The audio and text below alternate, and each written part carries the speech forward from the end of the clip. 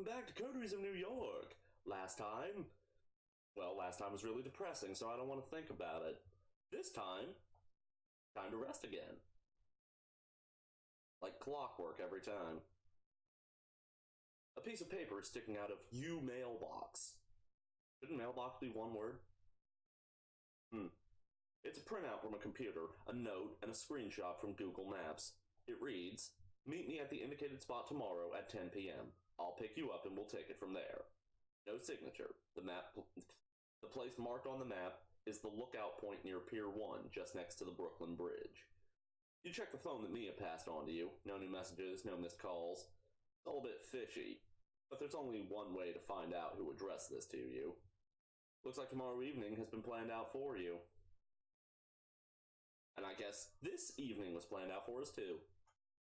You go downstairs as early as you wake, one final check of the phone, but no news from Mia. You take the car down to Brooklyn, park on Front Street, and approach the meeting spot cautiously. A figure of about Mia's size is standing there, dressed in an oversized jacket and looking out to Manhattan. As you approach, you can hear her muttering something. "It is true, but I do not think it true. If I do not think it true, then it cannot be. And if it cannot be true, then..." "Hey, you're the one who left the note at my apartment." The woman turns around. It's not Mia. Whoever it is, you've never seen her before. She looks perfectly plain and unmemorable. So much so that she doesn't even have a Sprite. I'm probably using Sprite wrong. I don't know. "I just got up." Yeah, this is why you shouldn't LP after just getting up. But it was that, or I guess sit around and do nothing while I'm too lazy to get food. "Oh well. The ink on the paper did the message leave. The ink on the paper did your face here bring." Are we dealing with a Malkavian? I fucking hate dealing with Malkavians. Seriously, you guys are lucky that that it didn't record when I did the meeting with the other one, Hope. Oh my god, that was a fucking slog. You turn around. 3 men, all of them burly and threatening, approach you. One of them takes the lead. Yeah. Got a hair on my tongue somehow. "So, you got the message." "I did." "What now?" Now you'll come with us. The boss wants to meet you."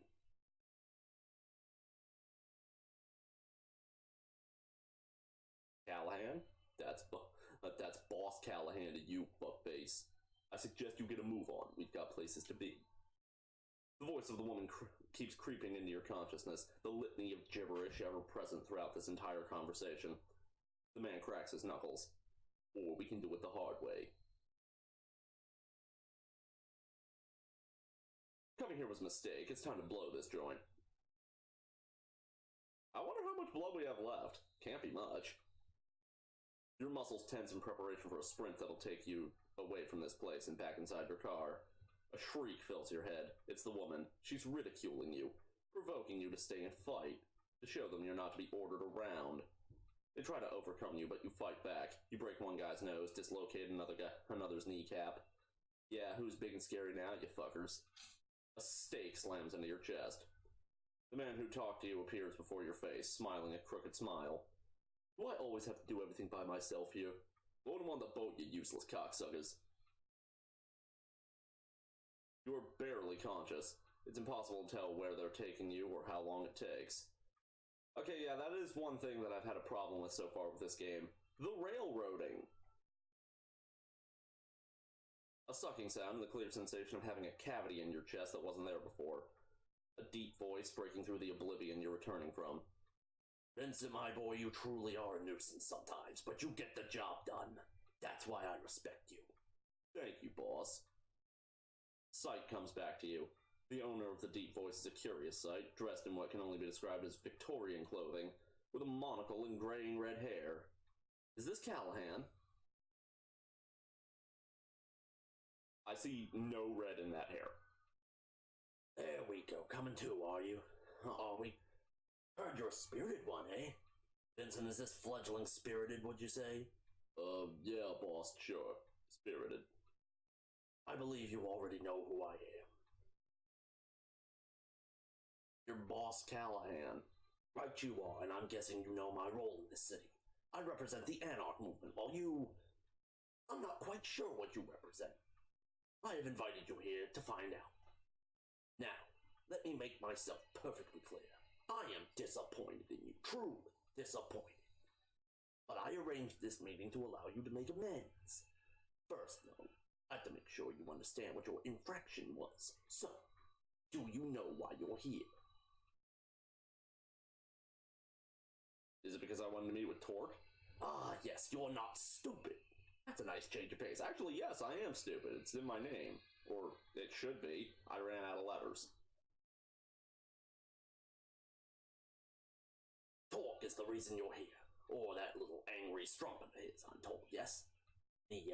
Oh, how I'd love to get my hands on her gaunt neck and wring it till it breaks. But see, I'm a statesman, and it's not the prudent thing to do.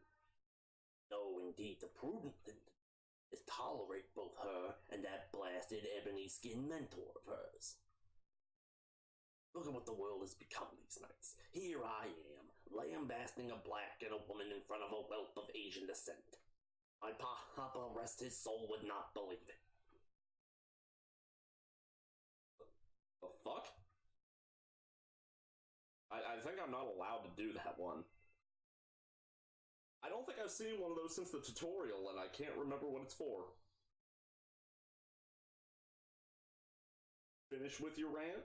Oh, fledgling, you do not know who you're messing with.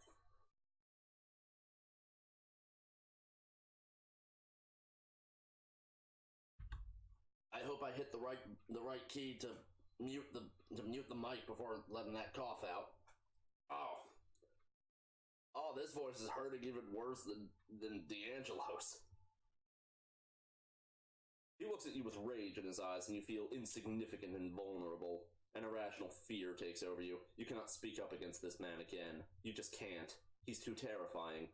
And that, my friends, is Presence 5, Majesty. Now that I have your full attention, I will request something from you, and you will obey me to the letter. But that comes later. First, you will answer a few questions. The first of which is, who pointed you to Mia? Did Sophie tell me to do that? I can't remember. I think that was my idea. Oh, really? And what was your intention behind the meeting? I wanted to contact Torque. I had to go through Mia. Ah, yes, the so-called veteran. Loves to use petite girls to hide behind, I heard. This would check out. What did you end up discussing?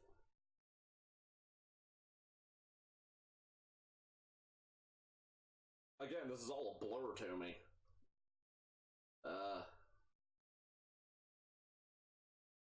I think she... Was that what she wanted the favor?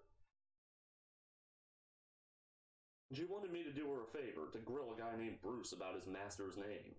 Oh, is that so? Vincent? Do we know this Bruce? I don't know no Bruce, boss. Why am I not surprised, Vincent?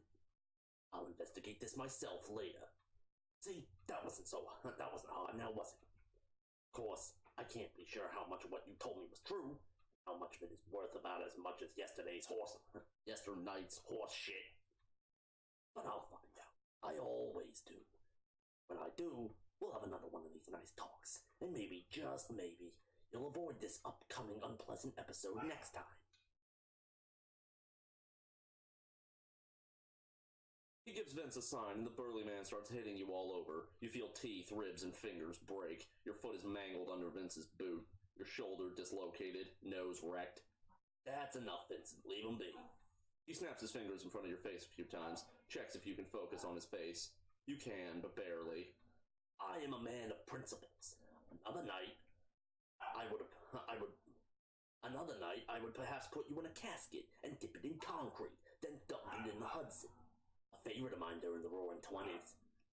It's been a while. But like I mentioned before, I am nothing but prudent. and so the interests of this city's kindred must come before my own needs and wants. I will therefore let you continue your existence. Here's what I require in return for this boon. You are forbidden to meet with Torque. I will keep an eye on you, on him. If you want a place with the Anarchs, you go through me, and only me. Got it? You have to understand what I made my associates do to you tonight was just business.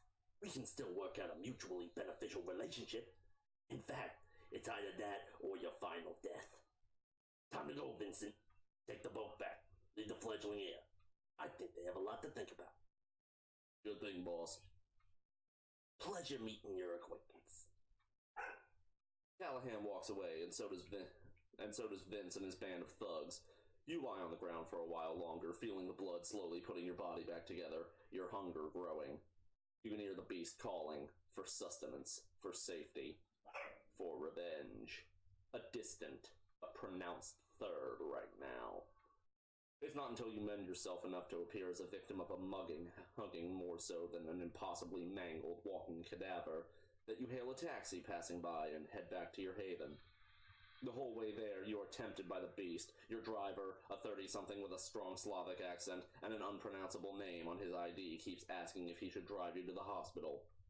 You keep declining, all the while thinking that if you only asked him to pull over for 5 minutes, you could feast on his warm blood to the beast's content. Drink him whole. Nobody would know. Nobody but his wife and kids, if he has them. Nobody but his boss and company friends. Nobody but you as you look in the mirror tomorrow. Keeping your hunger at bay was never before as difficult as it is tonight. The driver stops at your apartment building. There's nobody around. You can do it. Do it. Now. Now! We probably should, but I don't like being told what to do. You pay the driver and walk out. Fast. Leave the car behind. Don't look back. Look back. Walk back. Feed. No. Through the door. Up the stairs. Key in the lock. Open the apartment. Walk in. Lock yourself in. The familiar four walls of your haven are a blessing. The beast inside you keeps nagging, but you have kept it at bay tonight. Not a small feat, given your state. You're still weak. You're still not quite mended. You need to rest. Tomorrow, you will have to feed again. Tomorrow, you will have to consider your next move. Callahan is not the kind of man who quits. But tonight, you rest.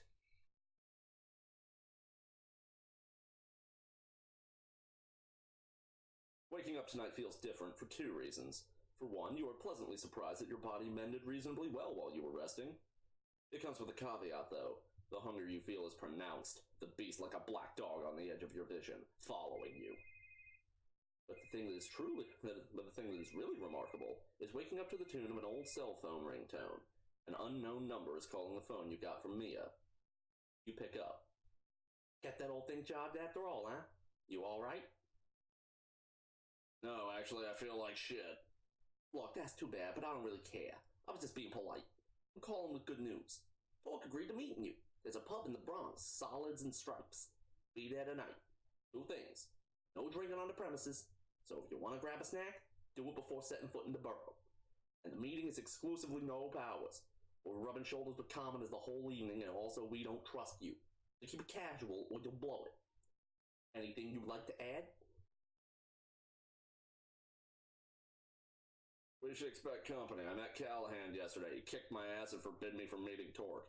Said he'd keep an eye out to make sure I comply. Silence on the line. Fuck! More silence. I can't promise you any protection on your way there or the way back, but at the pub, you'll be in Torque's domain. For all his posturing, Callahan doesn't have the balls to strike Torque directly. We'll post additional hangarounds on lookout. That's the best I can do. Callahan got under your skin, I get it. I was in that spot once or twice too. All I gotta say is the risk is worth it. If you don't show tonight, I can't blame you, but it's a one-time offer only. You gotta hedge your bets. Just don't do anything stupid. Meet with us tonight? It better be in good faith. She ends the call. First things first, you take the subway to York Street Station, walk to Front Street, retrieve your car, and weigh your options while driving back to your haven. At this point, we're about to just go, have the fucking blackout, so it's time to eat. You've been doing this for a good few nights. You're getting a feel for it. You're learning what kind of predator you are and what kind of Hun's blood you crave.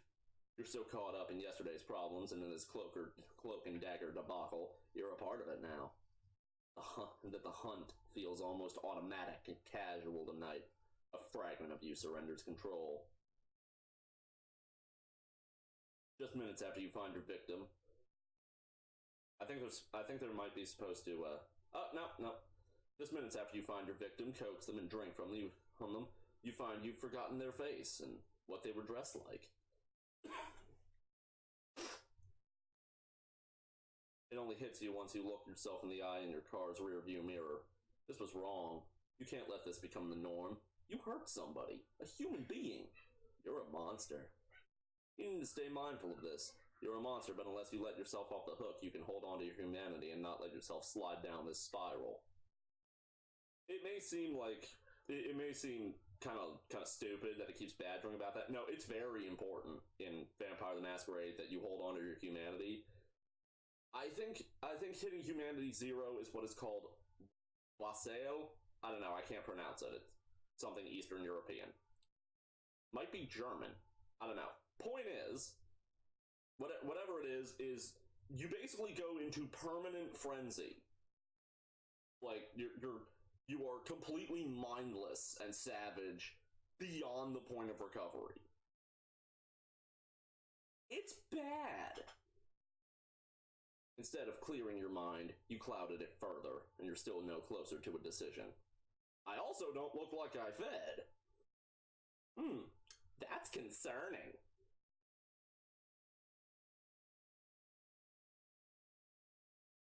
You do intend to visit Torque tonight, but you decide to first drive around a bit. Something tells you there might be somebody tailing you, and it sounds sensible to try and lose them. You spend a good 2 hours looking in your rearview mirror and driving all around the city before finally driving into the Bronx. You take some basic precautions as you enter Torque's turf. You park a few streets across from where the pub is and walk towards it while keeping an eye out for anyone suspicious. That kindred, for the most part, look no different than regular people, makes things complicated. Of course, if you're being followed or watched, it's going to be hard to tell. You reach the pub, shoot a final look around. There's nobody suspicious around as far as you can see, and open the door. The smell of cigarettes is overwhelming. The whole place has an aura about it. A constant mist hanging right under the ceiling. The lethargic fans do nothing to disperse it. Sounds like my dining room. The constant crack of billiards balls. Should that be billiard balls? I don't know. And clinking of glasses tells you all you need to know about the clientele. Not a very vampiric place at all. You're wondering if you go the address right.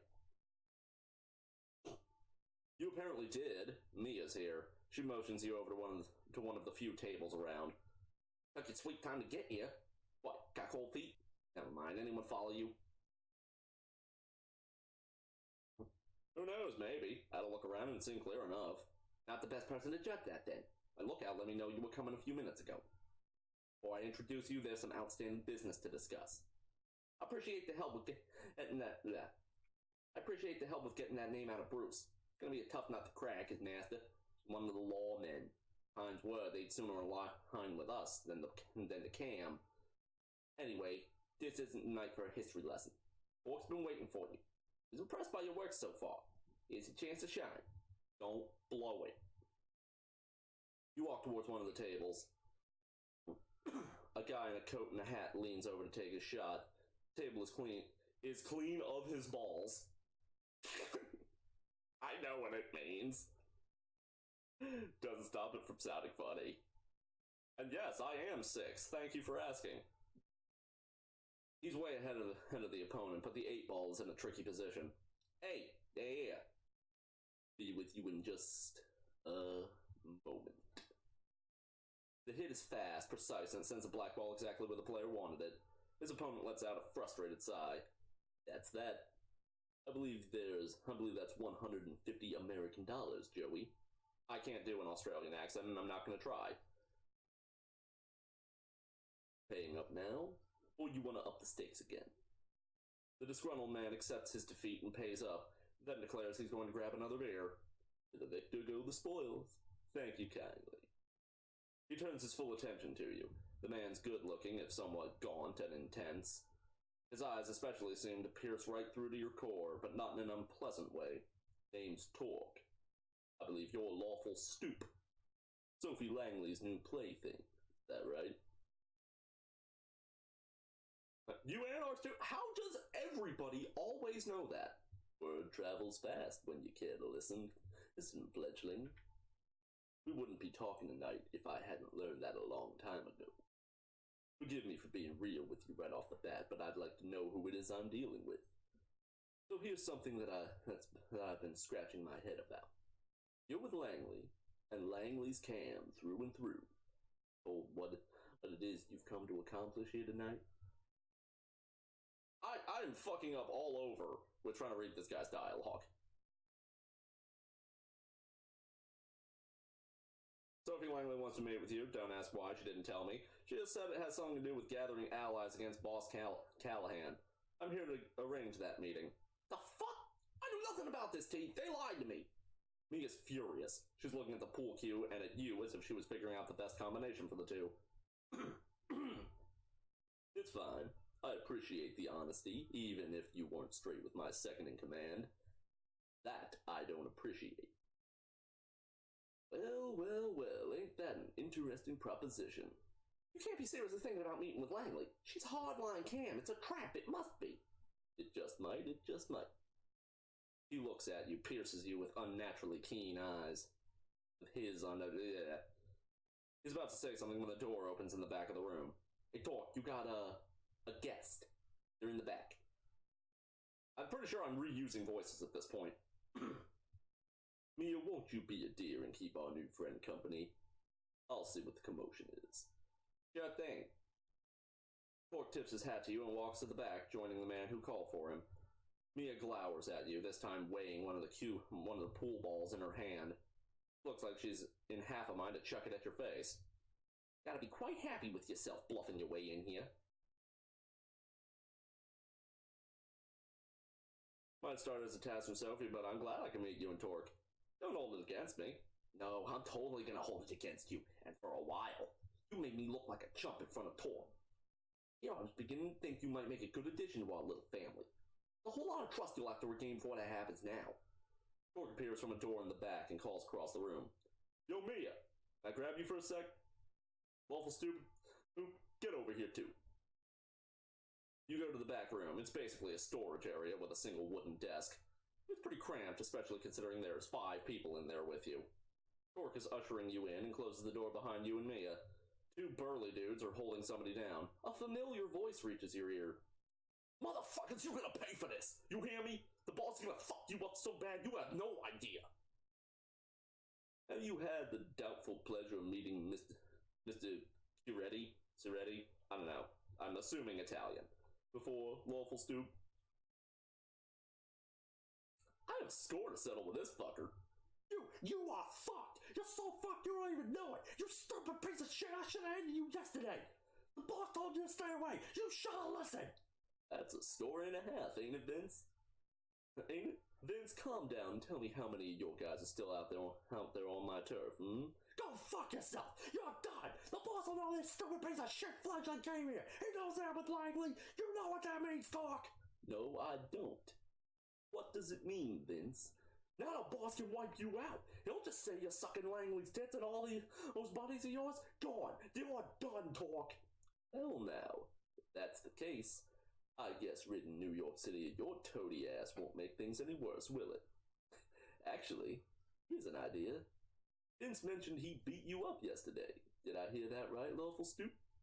You want to repay the favor? Oh, gladly. Go right ahead.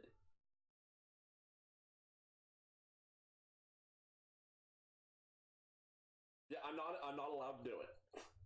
Okay, I just had to know. You hit Vince once, twice. He's chuckling in the beginning, but you focus your blood for some extra oomph and keep hitting him. And again, more, until he stops laughing. He's bruised, battered, broken. The 2 Anarch dudes let him go, and you kick him some more as he's on the floor. You only stop when you hear Torque's voice. Enough's enough, LawfulStupid. Takes an old pool cue and breaks it over his knee. Stake him and take him downstairs. Let's keep Callahan guessing about what happened to his favorite puppy. Mia takes the sharp piece of wood and jams it into Vince's chest. His features grow slack, his entire body inert. He doesn't even give out a yelp. The other two anarchs take him outside of the room. As entertaining as that was, I think Vince, in his unmatched wisdom, shared more than Callahan would hope for. This changes things. Ever heard about Operation Lights Out, LawfulStupid? It was a Second Inquisition effort here in New York City, a single night of raids at a magnitude never seen before or since. The Ivory Tower got away with just a few losses here and there. No major players were hit. They managed to find safe spots and stay out of the eye of the shitstorm. Us, though? We got hit hard all over town. Havens were rooted out, entire coteries and safe houses gone, just like that. Nobody saw it coming. I barely got out in one piece. Mia looks at him with concern and puts a hand on his arm. He shrugs it off, gently but surely. Others, like my child Barb, or Mia's sire, extinguished. Know who got out without a scratch? Callahan. We thought about it for the past few years. How is it that Big B manages to excuse himself from the museum on Staten Island where we used to meet just before vans full of guys in body armor show up? How is it that as my baby is burning up after being shot with incendiary rounds, I also see Doug Callahan running with his tail between his legs, pushing fledglings like you in the path of the SI? We think the bastard knew what was coming and he set us up. Not just us. Some of our brothers and sisters who got hit had some of the lowest profiles in this city's lick population. Moral of the story? Callahan is an opportunistic motherfucker, and if even his thickest followers suggest he's gonna sell me out, then that's what he's gonna do as sure as the sun rises. He pauses for a moment, and you see him reaching a decision. He says something about Langley having an offer for me. Might be your fault in part that I'm at this juncture, but now's gonna be as good a time as any to listen what she has to say. I don't think that's wise, T. Well, what would you have me do then? You said it yourself, it's all this fledgling's fault. They brought this on us, so let's use them as a bargaining chip. Callahan wants them, Langley needs them. They're valuable.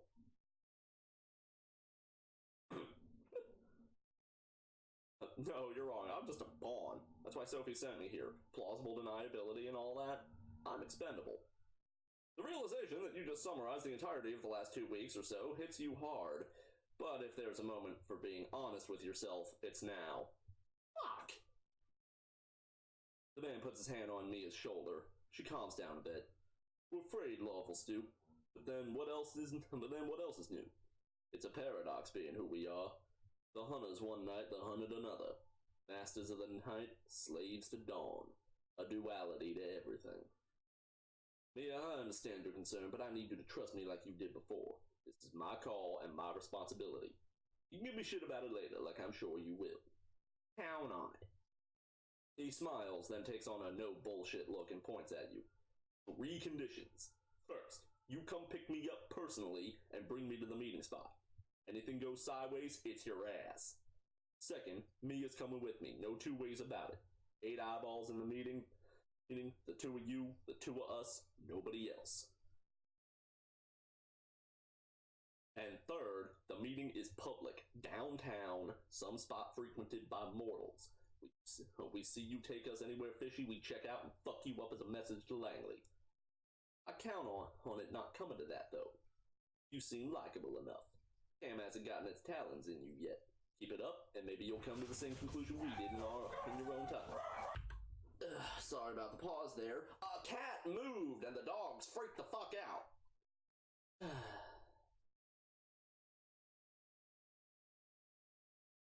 I'll make sure to repeat your conditions to Sophie.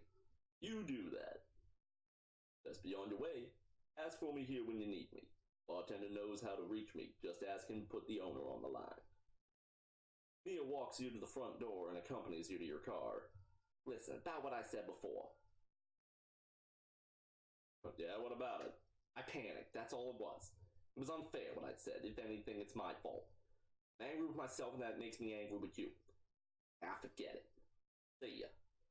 She starts walking back to the bar as you start the engine and head back to Sophie's apartment. Time to give Sophie the good news. She welcomes you as openly as ever, clearly excited to see you, and for what you're bringing with you. LawfulStupid, good evening. How is your task going? Have something for me, perhaps? I did what you asked. The meeting's set up. Excellent. Experience any problems? Boss Callahan's goons grabbed me yesterday and forced me to meet him. He was very clear that I can't be seen talking to Torpor. He'll have me killed. I went and did it anyway. I appreciate your dedication, I really do. I'm sorry if you got hurt. Thank you for following through. Well, let's hear it. What did Torque agree to? You relate the Anarch leader's conditions, that you're to pick him and Mia up, that the meeting should only include the four of you, and should be held in a public space. Those are all fair enough, although I do worry about that Mia character. Tell me, do you think she's trustworthy? Well, Torque trusts her, so we can too, I think. Very well. As for the place, I wonder if they would agree to meeting us in Hudson Yards. The vessel. Plenty of tourists visit that place, but if we go there after midnight... She seems to have made up her mind. Yes, bring them there tomorrow night. Look for me near the top level. Tomorrow? Ready? I don't think they're expecting me back so soon. Yes, tomorrow, for reasons that shall be made obvious when we talk. Pick them up at midnight, then drive back to Midtown. That's the plan. I'll be waiting as long as it takes. Within reason. I'm counting on you, LawfulStupid. The final piece of the puzzle is about to find its way to its destination, and after that, we all get our just reward. You, me, the Camarilla, even the Anarchs. I could kiss you. Yes, you'd like that. You desire it. She must have caught it in your expression. She smiles. A figure of speech, darling. Or at least it is tonight. But a few nights from now, who knows? I'm growing fond of you, and success whets my appetite for these kinds of things. The sexual tension in the room becomes insufferable, until it suddenly disappears. Was this another one of Sophie's tricks, or an actual spark of arousal in both of your undead bodies? You certainly felt the blood flow through you for a short moment. The warmth in your groin takes you by surprise. You didn't think you could do that anymore. Or did you just imagine it? Use the rest of this night well, LawfulStupid. And rest. Ah, I butchered that one. We are but a day's sleep away from shaking this city awake. And that's where we're gonna cut it, because we've gone way over time, and I'm really hungry. Oh hey, the borders of the screen are fine now. That's concerning. Anyway, thank you all so much for watching. If you like this episode, please like, comment, blah, blah, blah, blah, blah. You know the drill. Thank you all so much for watching, and I hope to see you again next time. And I fucked up everything in the video, might as well fuck my outro up too.